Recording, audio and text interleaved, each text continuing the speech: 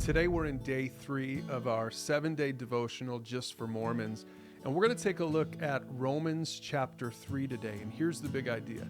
Sin is the roadblock that keeps us from a relationship with God. Yesterday we learned that relationship matters to God. Relationship with Him, relationship with others, relationship with ourselves.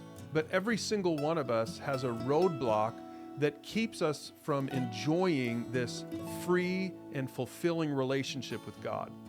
Romans 3 says it like this: no one is righteous, not even one.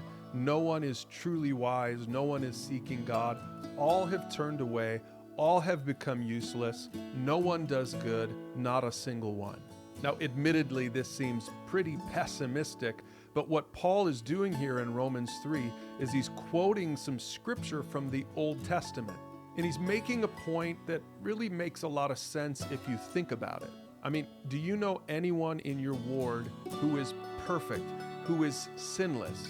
Of course not. This doesn't mean that everyone is as bad as they possibly can be, but it does mean that no one is as good as they should be.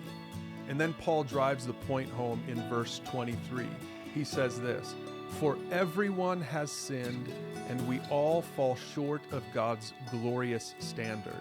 So the picture here is like a target, and no one can hit the bullseye. In fact, no one's arrow can even get to the target.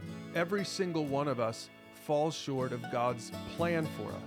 Now, as church people, it's important for us to understand this. Because if we don't really get that we're sinners just like everyone else who walks into our church, then we'll miss the truth that sin is the roadblock for everyone. And that even impacts our lives and our families.